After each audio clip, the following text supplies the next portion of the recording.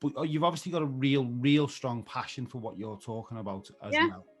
Yeah. Obviously started when Anthony was killed. Yeah. Do you see, we watched that program last year, the fantastic program about Anthony and what he'd be doing now. Yeah. What would you be doing now?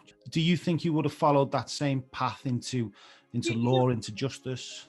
Do you want me to be dead honest with you? Yeah. Right.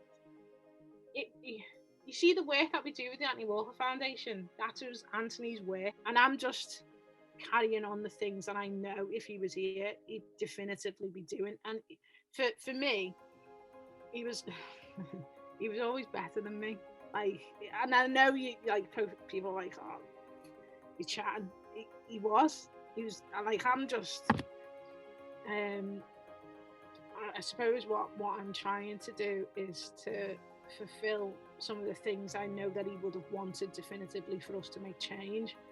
I know that he would have wanted me to continue to support my mum in everything that she's doing.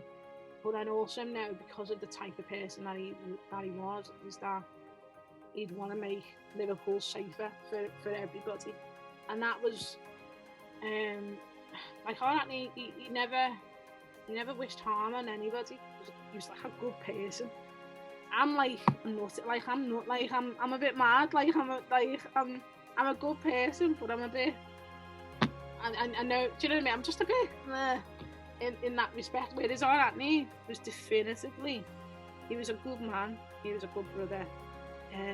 Would have been, he is a good uncle, even though he only met like my eldest and my nephew. And there's like another 8 of them who've now come, who've obviously never met him. But Anthony was the best of us in my family, and I hope my family don't mind me saying this, but he was the best of us. And it's his birthday Sunday, and it's hard to say. But I don't know. It's shit. It's like proper shit. You know, you said he wanted to change things for the better, and he wanted to change Liverpool for the better. Yeah. You understand, as a sister and as someone who's worked so hard, that he's done that. He's actually really done that. He might not be here in person, but so many of us see that and see his face and quickly go, and that's the kid that started to change things. Do you understand that as a sister? Yeah, I do now. I didn't. I'll tell you, I didn't a couple of years ago, because I think because I was doing so much of the work, I couldn't see sort of the benefits in relation to people.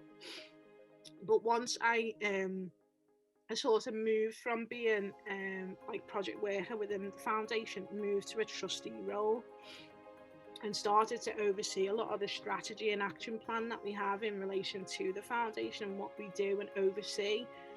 And then obviously, because I was obviously a police officer as well, I'd see the other side and would deal directly with the victims, and then we would come in with the foundation almost as like the white hats and the super cape sort of thing, so I could definitively see the work of Anthony in action. Like, it's love for me. It's love in action, helping people from when they've reported it till after, and it continues. Like they become your family.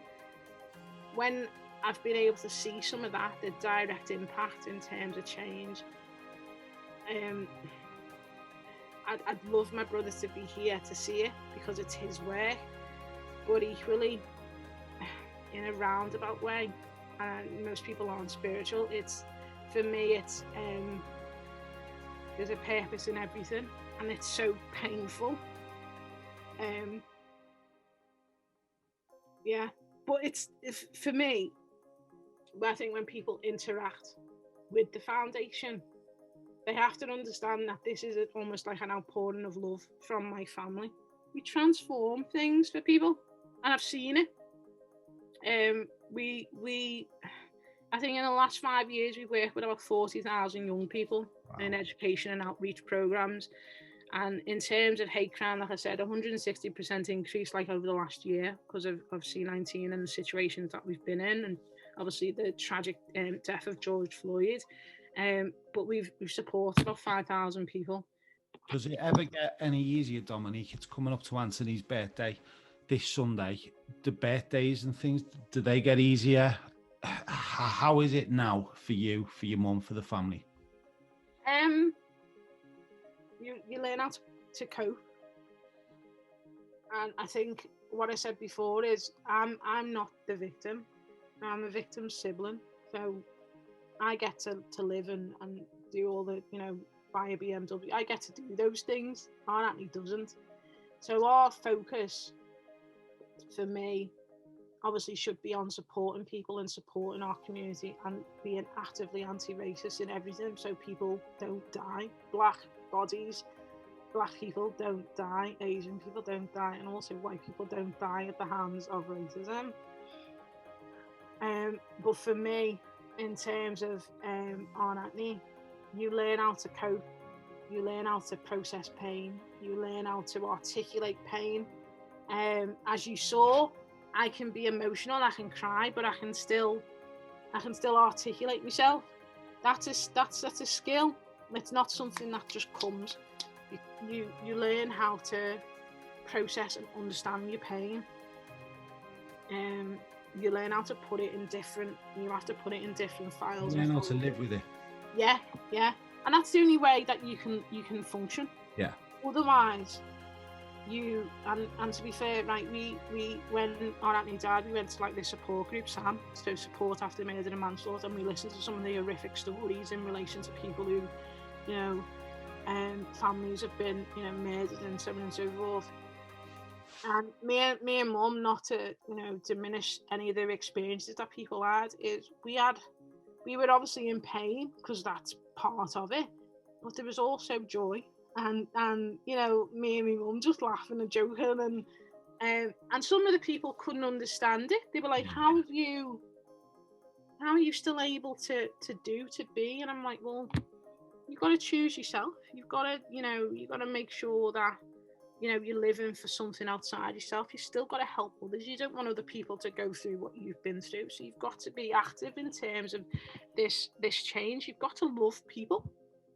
And that's hard because people can be vile and disgusting, and dealing with all that will never, when I think of everything I've lost, it does pains my soul, in that respect. But then I think for these other people, who can't, or, people who do hate Black people and don't want to see me thrive, I'm like, if you need me to prove my humanity, I'm not the one who's not human. One of the things I'll say for this city is we are not like any other people in this country. We're not. We are different. We've always been different, and we have a history that is seeped in fighting for injustice, and fighting for the rights of people to just live. That's something that I know in terms of the history. If we go to the Dockers, if we look at the understandings in relation to the Irish heritage in this city, and also the Christian understandings of this city, for a lot of people that shouldn't be difficult because it's ingrained in their fibre and their being. So for me, it's to thank the people of Liverpool for their continued support, but also to continue to be actively anti-racist and continue to love other people.